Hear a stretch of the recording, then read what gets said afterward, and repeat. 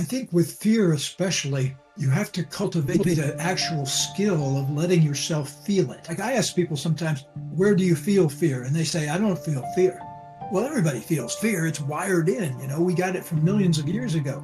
If you don't feel it somewhere in your body, you're cutting out the information somehow. Important with fear, because fear needs to be experienced. There's no way to shout out your fear or cry out your fear.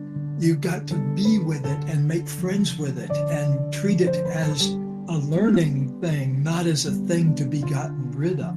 Because learning how to feel your feelings is like number one in the curriculum about how to have good relationships.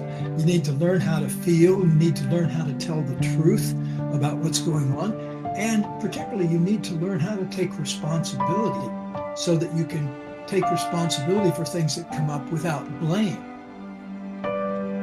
Gay, welcome to the show and thank you for your time. Good to meet you finally. Yeah, lovely to meet you. And I would love just to hear reflecting on the impact of your work and what that's been, how you sort of look at that, looking back at it and the impact it's had. Because I guess when you started out writing the books that you have, it's become much more popularized and a part of the zeitgeist and accepted. But when you began, what sort of reception would you say you had, and how out there was it for the time? It was very out there. I wrote my first book. I started writing it in 1973. So that's more than 50 years ago. And well, it was very interesting too, because my daughter at the time was in the first grade and I was in the habit. I worked at Stanford. I was getting my PhD at Stanford, and my office was near where her school was. And so I would often walk by and sit in on the classroom for a while or volunteer and help the teacher. And so I wrote a little book for the teacher, and I called it the Centering Book. And it was a book of about maybe 120 pages, but it was just chock full of centering activities that help children get settled and like before tests and things like that. Because what I noticed sitting in the classroom was how much time it took for the teacher just to herd people around and get them, settled down after research and everything. And I realized that was just a huge waste of time. And so I created this little book.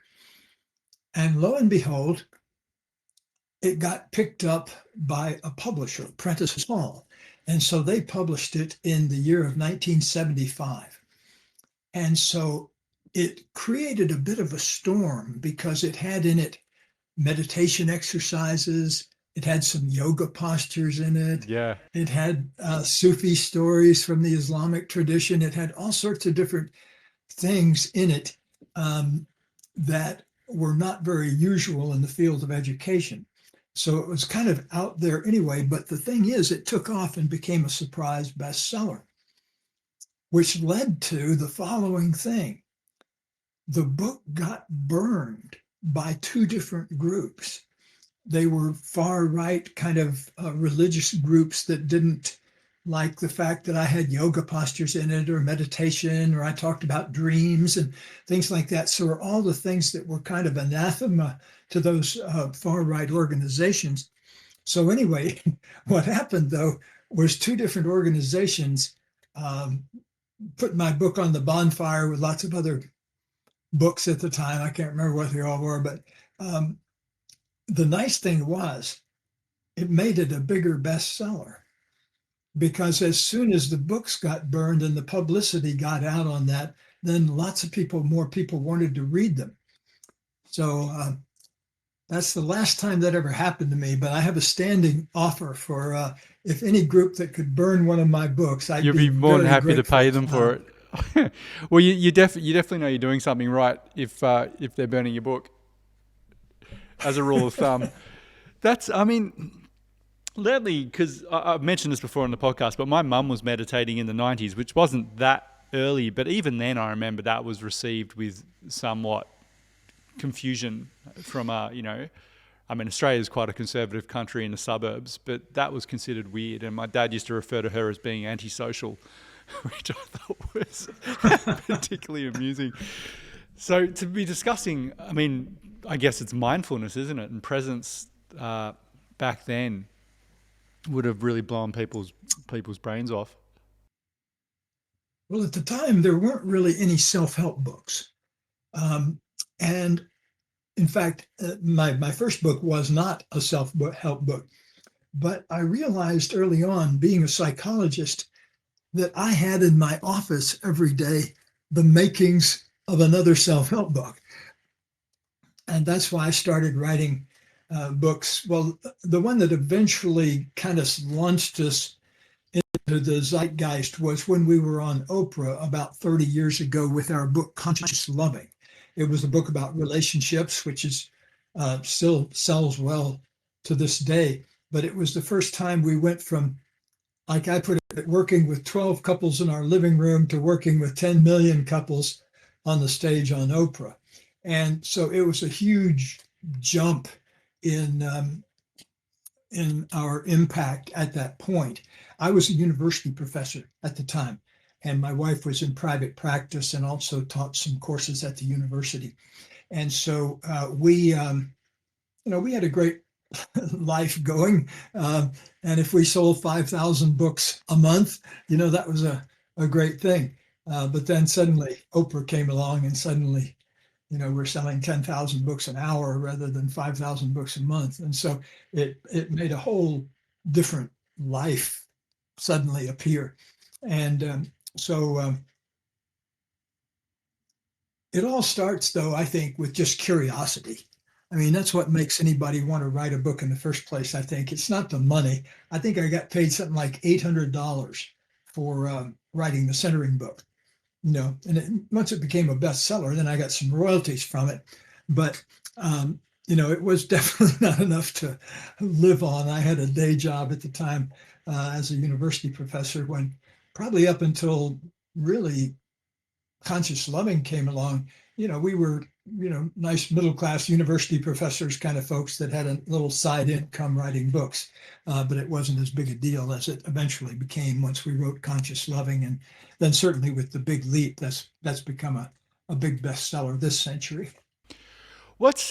For your work, you mentioned curiosity, but in terms of exploring these topics and the genesis of the topics, what's been your predominant mode of learning these? I don't want to call it necessarily. Look, I'm just going to call it a skill set. Like, what's been your biggest teacher for departing this wisdom? Is it sort of been self-practiced? Has that been the main thing? And obviously you mentioned you worked as a psychologist. Yes. Well, I have come to have a model for the creative experience that comes from my own experience. So one thing that I think has to happen in order for true creativity to take place is you have to go down in, and uncover with consciousness some new aspect of yourself. And it all begins with that opening up new territory in yourself, making yourself more conscious, learning to love yourself in an unconditional way. Those kinds of, you might think of it as an inward stroke where you go into yourself. There's an outward movement, an outward stroke that needs to take place too, which is full communication, full heartfelt truth-telling communication. So I never write anything that I don't personally experience. I've never written a theory in my adult life that I can remember. It's all based on things that I've worked with in myself, or in the context of a healing therapeutic kind of relationship with someone. There's people I've worked with that have, like, I've had several people that had their hearing come back after they did some inner work on traumas that they'd had in their life. That kind of thing, you can definitely see a clear physical thing happen as a result. But a lot of things don't work exactly like that. They're a little more mysterious how they happen. If you do some things with a couple and they get better, who knows, it was that thing that you did that made them get better. Maybe it was just the act of coming in for counseling. So yeah, I'm I'm a scientist, but I'm also a full-time mystic. I think any good scientist has to be a mystic at the same time. You don't get to be a good scientist by, you know, cogitizing about data and things like that. You get to be a good scientist by a combination of the inner journey and then being willing to check out things in a way that's evidentiary out here in the world that you can actually weigh, measure, and count. So you want things that are observable in addition to the things that are completely unobservable and mystical. On that, I'd really love to hear your thoughts. I've been asking quite a few people this, but just on AI, and given what you just said about going inwards to discover things about yourself and the nature of reality, very much I'm in line with your thinking in terms of, or in feeling with answers coming from within, and then you test them externally, and then those answers from within are also helping shape the external reality. And often the great inventions or the great breakthroughs of our time have come from somewhere else than, say, an external source. So if we hear of Nikola Tesla, for example, coming up with his inventions, or Edison, for example, they would often take micro naps to access this etheric field, or the Akash, whatever you want to call it in other traditions. And what I see happening with this advent of AI and yet another technological tool, which has its benefits for sure, but it's using information that already exists to synthesize to a very thin sort of answer I see to what are life's real problems. And when you mention couples coming in and there being some sort of healing with an individual with their hearing, we don't often know what exactly caused that, but it's somewhere along this process. And AI is giving us the answer with no process. So have you looked at this at all, or do you have any thoughts on that? Because I see it's quite worrying that we're just sort of hurtling ahead with these technologies without actually considering or paying reverence to the human being and the capabilities that we have. I feel like we could potentially lose those as people become lazier through easy answers. Yeah. Well, I'm of sort of two minds about that. First of all, I'm worried about some of the same things that you're talking about, because just for an example, I have a client that I work with who's a financial guy, a Wall Street guy, but in his spare time, he wanted to write a novel. And so with the help of AI, he wrote a 60,000 page book in 2 days. Okay. He wrote War and Peace in 2 days. It was much longer than War and Peace, but yeah.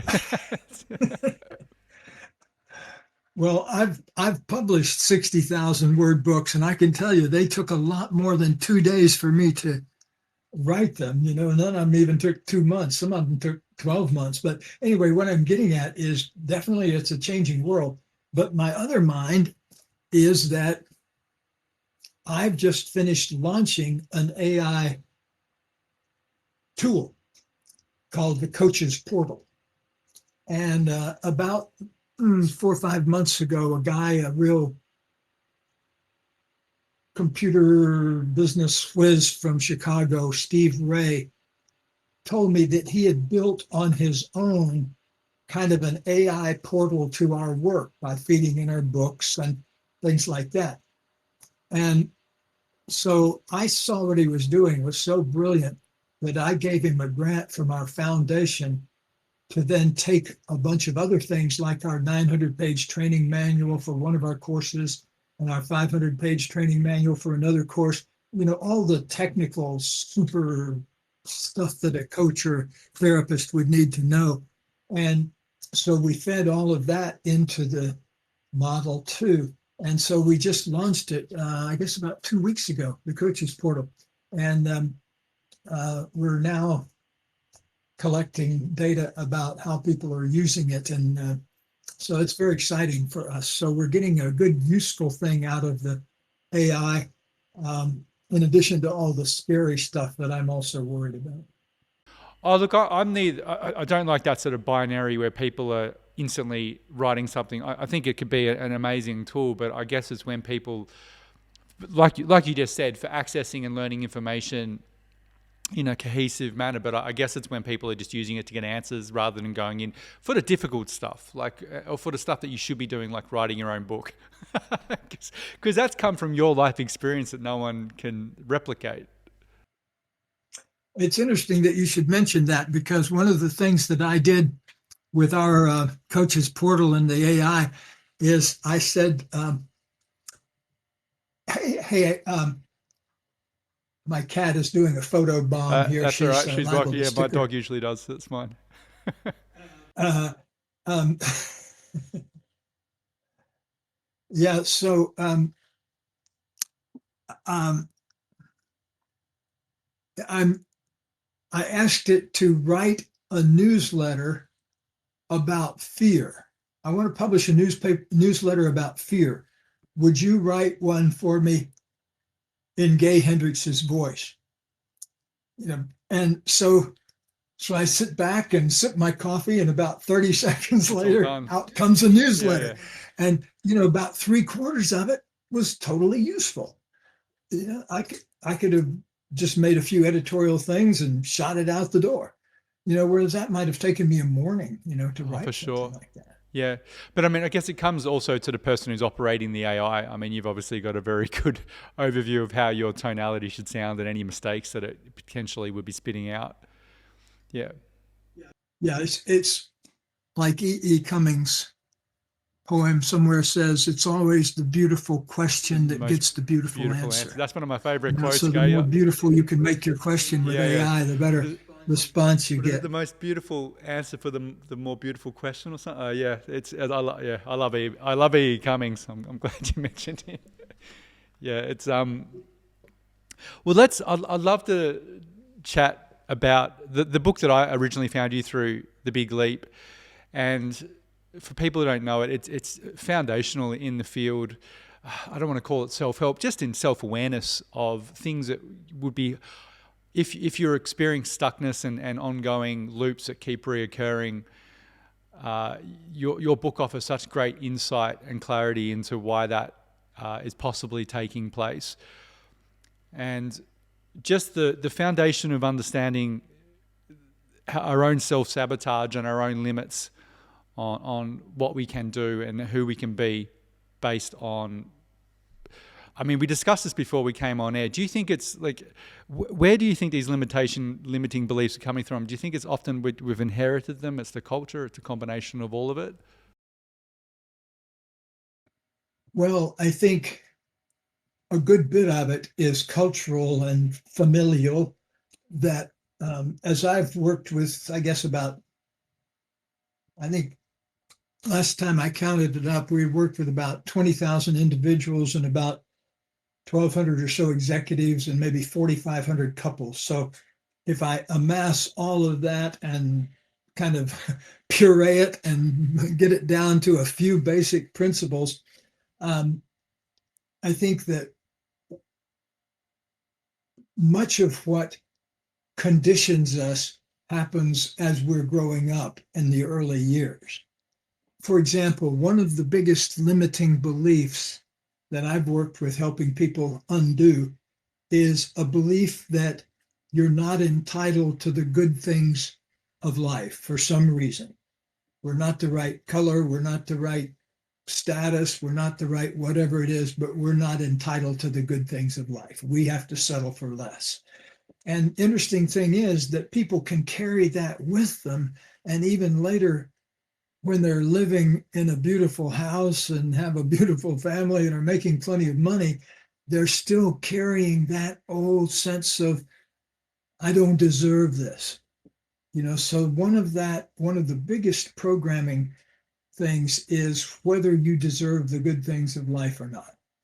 And I'm not talking about I'm entitled to the good things of life. That's a different sort of mentality.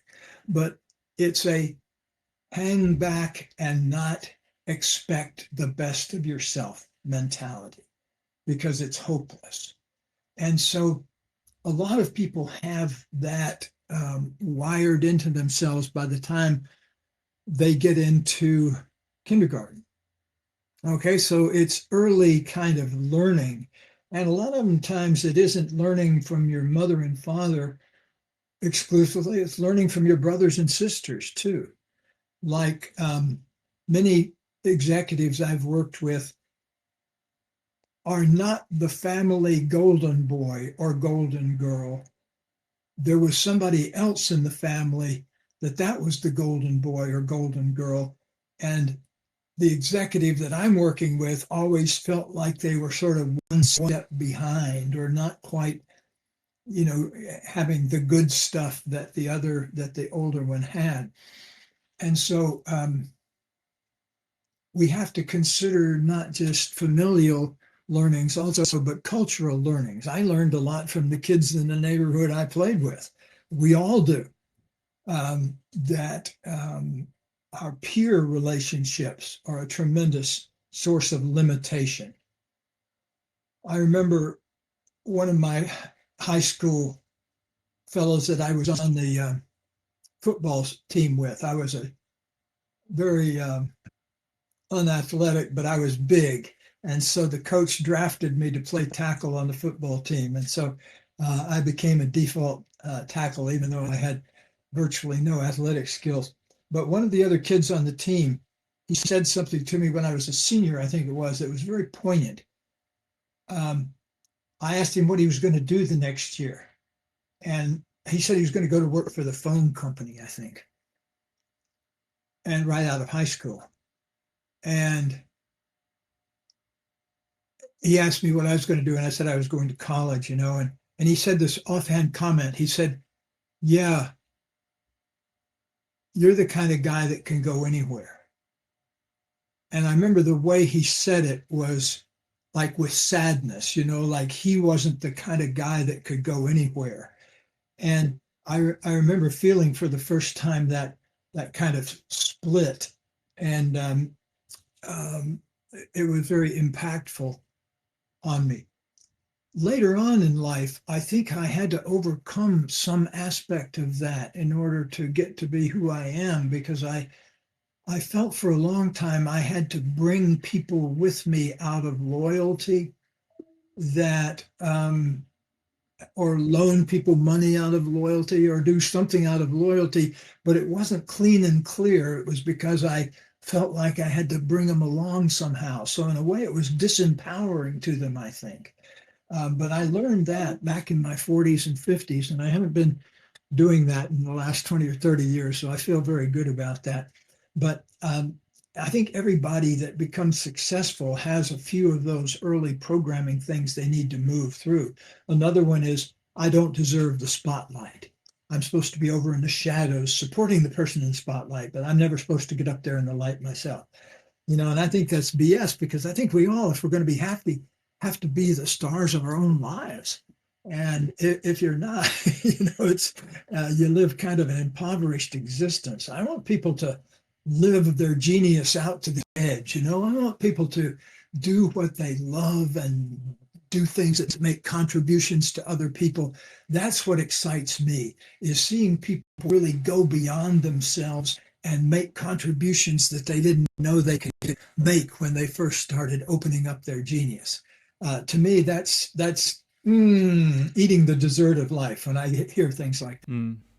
That's a really, I just want to circle back. It's an interesting correlation between what that senior said to you in football. When I had a friend who was a brilliant writer, poetic, brilliant, just natural proclivity for English and history. And I remember he was at university and he got offered a chance to do his master's. I think, basically a scholarship to do it, and he didn't do it. And I still remember, it's so funny, these moments in your life. I remember him looking over his beer and just looking me in the eye and said, there's no money in it. I need to go on to teaching. Not that there's anything, I'm not there's no judgment there, but I remember even that was in our early 20s, and I remember that really had an impact. Just thinking, you've already defeated yourself in your mind as to what's possible for you, based off somebody else's views on this having no money or whatever it may be, not having any idea where that may lead.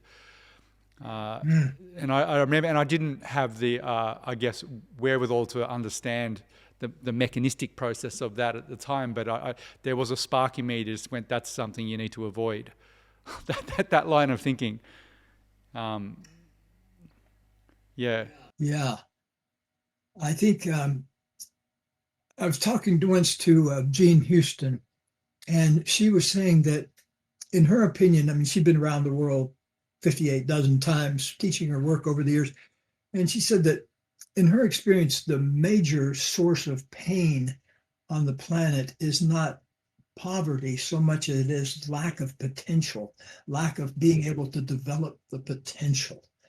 And, that's one thing I've ever always, I don't know where I got it, but I always felt like I was driven to make the most of myself, do what I could to express all of I think it was I read this quote once, 50 years ago, more than that, by George Bernard Shaw. And he said, I think he died when he was 104 or something. He said, I want to be fully used when I die. I want to have my creativity completely expressed. I don't want to leave anything on the table. And I remember being impacted by that. Wow, that's what I want too, is I don't ever want to retire. Yeah, that seems like death to me. I want to be able to keep teaching and learning things right up until I have my last sip of breath. I feel like that unexpressed potential as well. It seems to, from observing people I know who, I mean, everyone has potential, but people who I put closer to me where I could see what they were, it's always easier for someone to see what you're good at often than you yourself. But watching that when it's not expressed just go inwards and it becomes self-destructive, as opposed to people who have found an avenue for their potential to continually be expressed and expand. Because either it's going to expand or it's going to void in.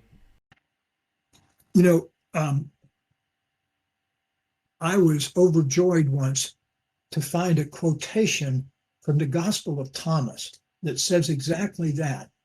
Gospel of Thomas is one of the Bible chapters that didn't make it into the official Bible.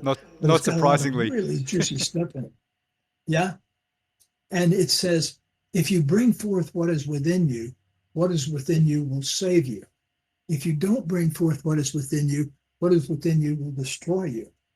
I mean, there it is. 2,000 years ago, somebody was thinking that thought, and I've seen it up close and personal.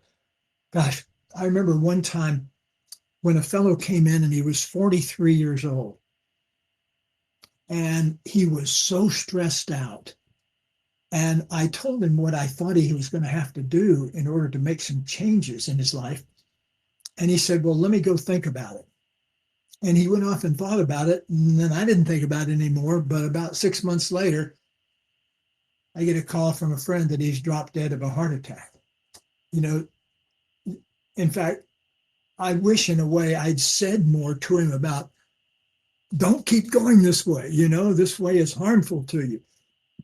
But I didn't put it quite that strongly. But I've seen that so many times where if a person kind of gives up on personal growth, bad things happen to them in a health way. And, that to me is proof positive that we do heal from inside. I mean, goodness knows there's tons of stuff that, if you get a rash and put some cortisone cream on it, good. You don't have to heal that from within. And there's lots of stuff that work that way. But a lot of stuff doesn't work that way. A lot of the things that make us feel bad don't have anything to do with the stuff we put in our mouth or put in our ear or put in our eye. Or it might be a short-term solution with the cream as opposed to actually what's the underlying issue giving you that underlying dull stress. So this may be...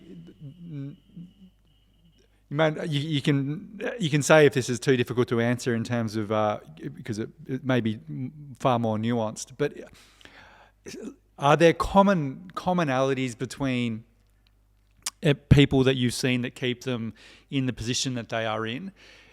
Such as, I think you mentioned that they're comfortable with where they are. They don't know. It's the fear of the unknown. What happens if they were? You mentioned like the friends who haven't gone down the path of expansion. You're going to lose them if you choose to go this way.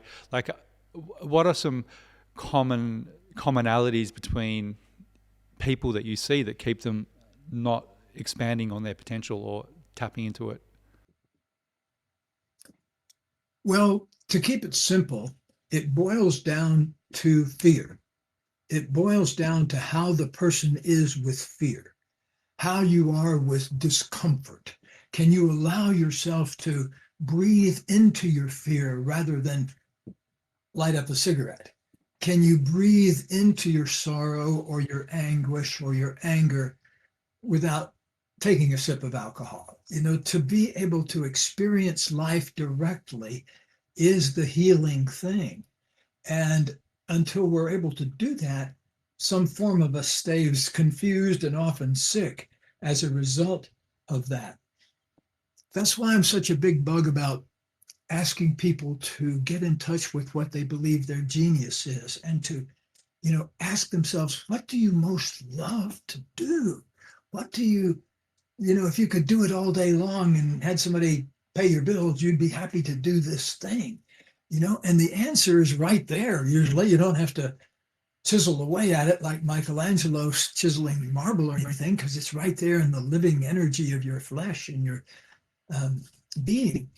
And so we just need to be patient with ourselves to open up the answers to them. Because, frankly, a lot of people, when they open up to personal growth, they see nothing but fear ahead of them because they haven't really gone to the bottom of it. They see, oh, gosh, if I really took more time to meditate, I might make less money, and then my wife would get mad at me and my kids wouldn't be able to go to camp, and so I better not do that. The sequence of thoughts that go on that keep people, and I've heard every version of that, believe me, uh, especially, when people, sad to say, talk about why they're having to stay in a bad relationship. They think it's because maybe money, or they think it's because of the kids, or whatever it is. But, the sad fact is that a lot of people put up with a lot to make the best of their lives. They have boundaries so that you can actually have a personal life and have your relationships at the same time. A lot of people kind of think all or none. I either got to be a developed spiritual being or a developed relationship being, but I can't do both. But I'm here to say, not only can we do both, but we've got to do it. If we're going to be feeling really good about life, is we've got to heal both and combine both the mind and the heart and the spirit in order to really make the most of who we are.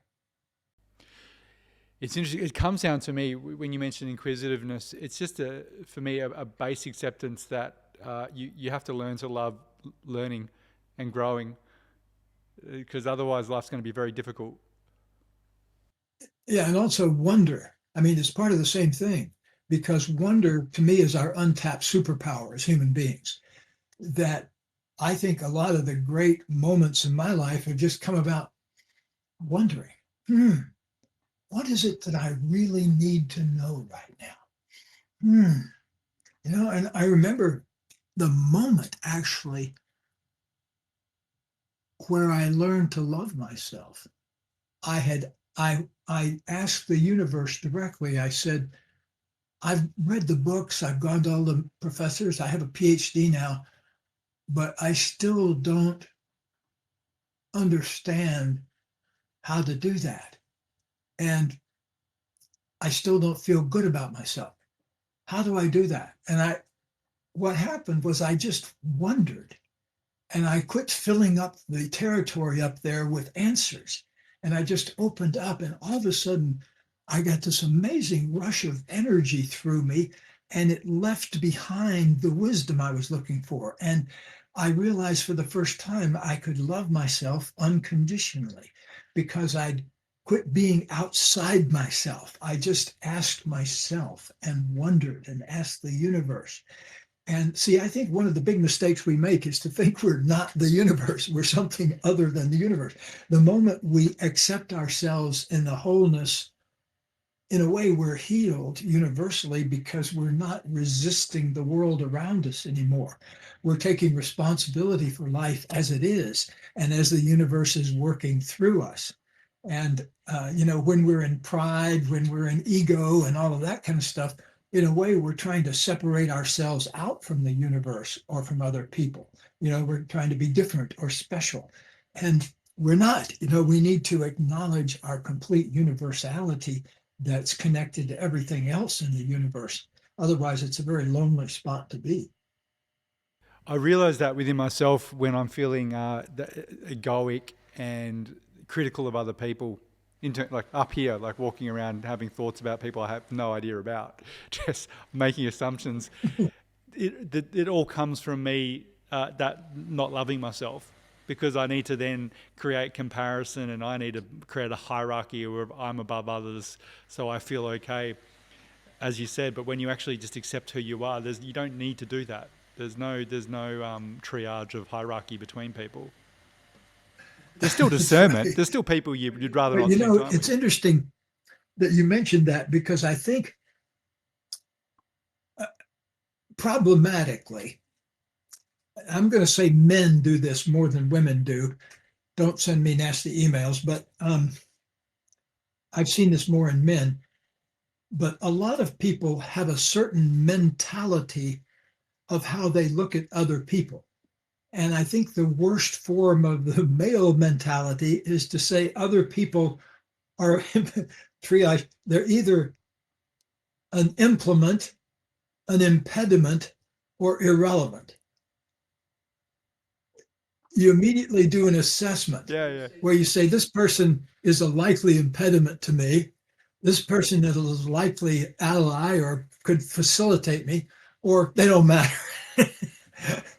And so I think that's a conditioned program way of seeing other people that we need to evolve out of as soon as possible and develop a whole new way when we come across another person of regarding them as a fellow human being and exactly the same as we are. If we think we're different, that starts to be the problem right there. And it's interesting. It's all about us trying to fill that thing that can't be filled through those mechanisms. Like you're never gonna. You might have short-term success materialistically, or you might think your ego is quite happy, but long-term you're not going to be. What's a really interesting study is I was going to say with the alpha gorillas and the groups, and they obviously have their time in the sun, and then they're usurped by the younger gorilla at some point, quite violently. And the gorilla who was do you know these studies? But the gorilla who ruled despotic, just basically cruel to everyone, and just was this complete what's the word? This totalitarian ruler. They're the ones who actually end up dying because the tribe, once they're gotten rid of, just completely banishes them. Whereas the one who made allegiances and it was actually ruled justly and was kind are then accepted more often than not by the women and the lower ranking men and looked after until they die of an old age. So I don't know quite how that fits in, but it's sort of a testament to, even in the animal kingdom, treating people with respect and humility, and that we're all the same at some level is. I was once, have you ever been to the San Diego Zoo? No, haven't. It's a wonderful zoo. It has a lot of big open space, and the gorilla compound there is a huge area. And my wife and I were right at the window watching and saw a most amazing experience. The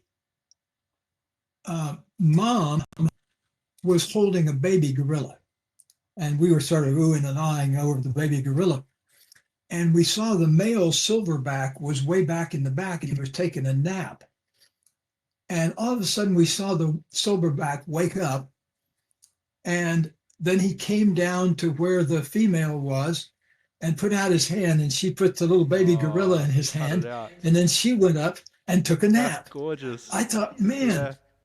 it doesn't get any better in the relationship world than what I just saw, Yeah, yeah. because they were so gently sharing back and forth. And anyway, I really learned that moment. I think we have more to learn from them than they have to learn from us.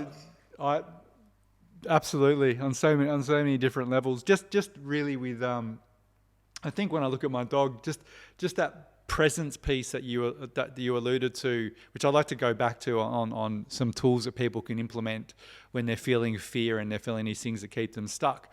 But I watch my dog all the time, and when she'll go outside and just be very present with the wind, with the sky, with all the just takes a moment to actually register where she is before she just runs off.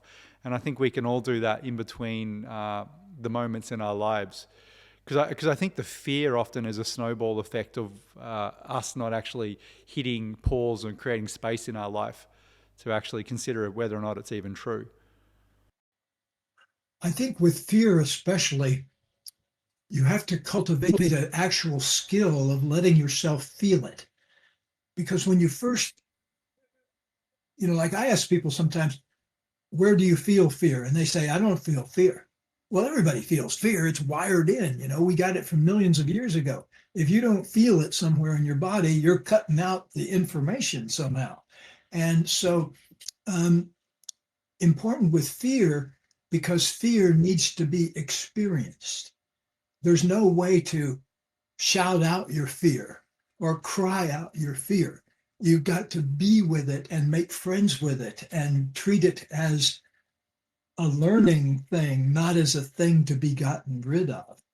Because learning how to feel your feelings is like number one in the curriculum of about how to have good relationships. You need to learn how to feel. You need to learn how to tell the truth about what's going on. And particularly, you need to learn how to take responsibility so that you can take responsibility for things that come up without blame. And other people can do that too. But, that to me, I always think that wouldn't it be great if the school curriculum was built a lot about what it takes to have a happy, successful life? Just imagine. To me, Yeah. you should have a whole year in intimate relationships. You should have a year on unwinding your family issues, all of these things that trip you up big time in life. I remember spending, gosh, I don't know where you went to school, but in Leesburg, Florida, we spent part of the sixth grade memorizing the capitals of all the Latin American countries.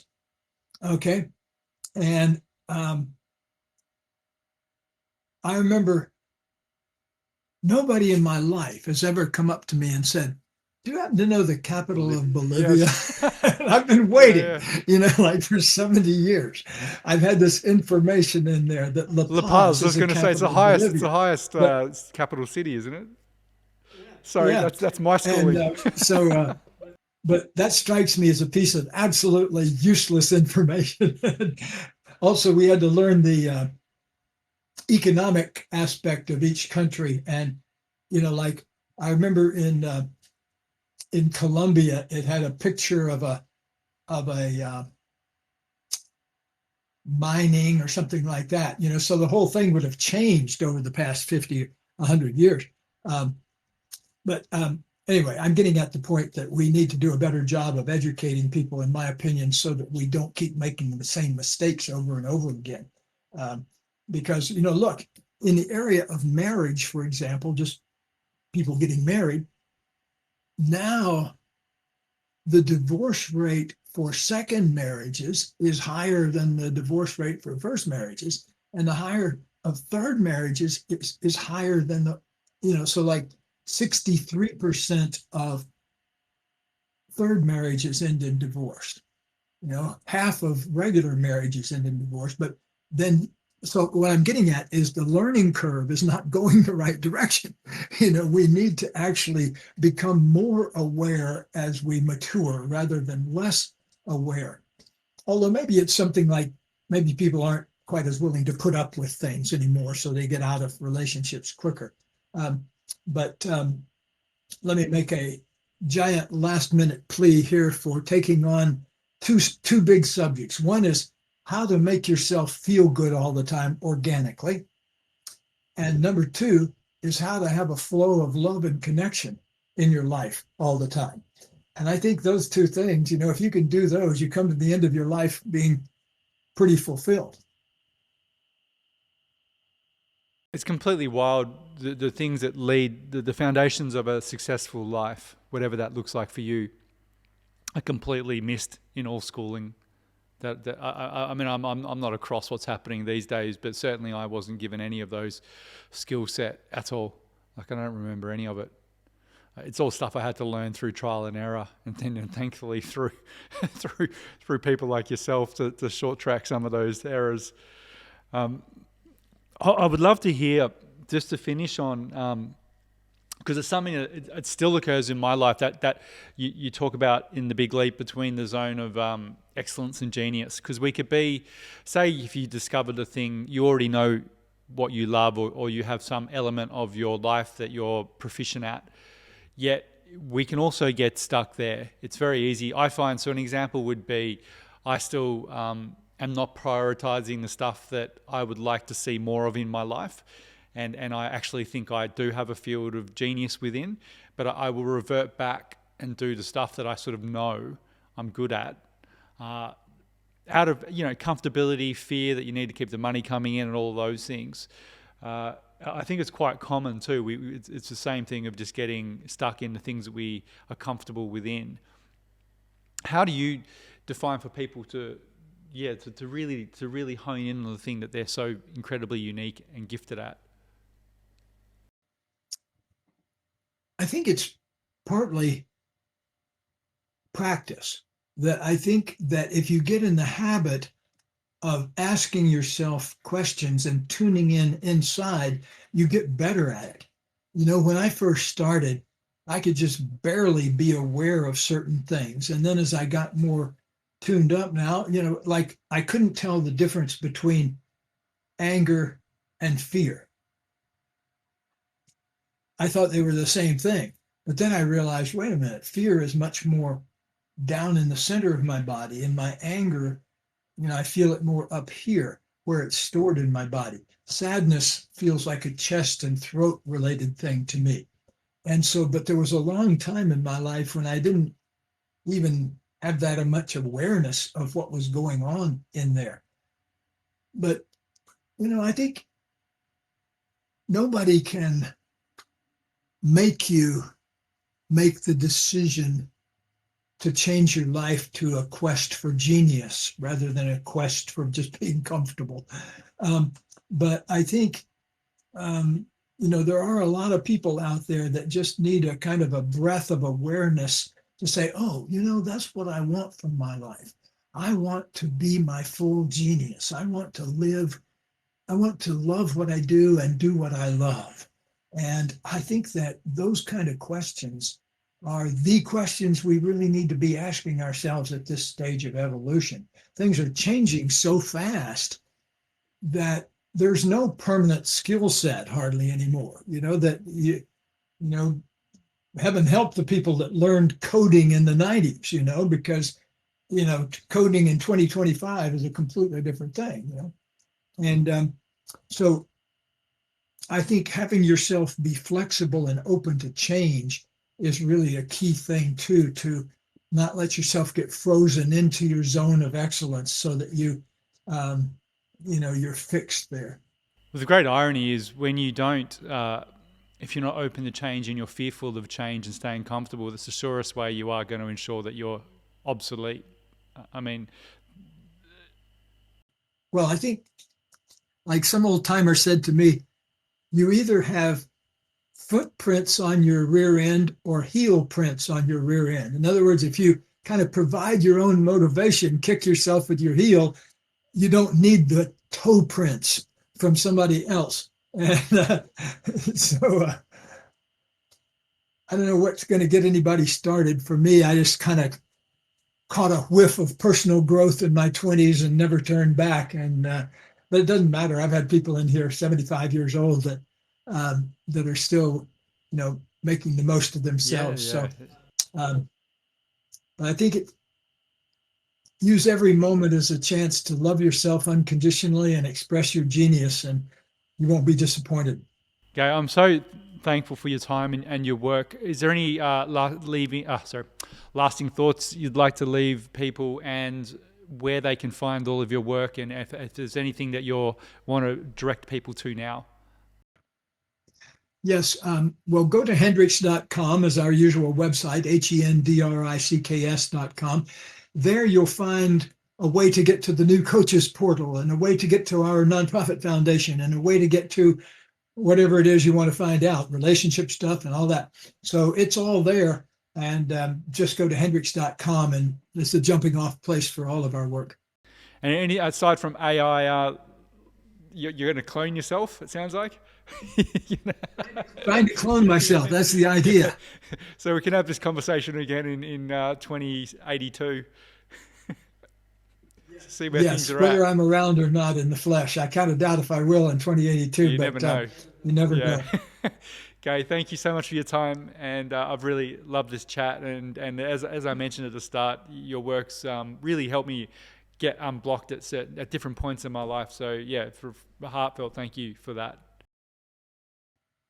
My pleasure. Great You talking to too. you. Thank you.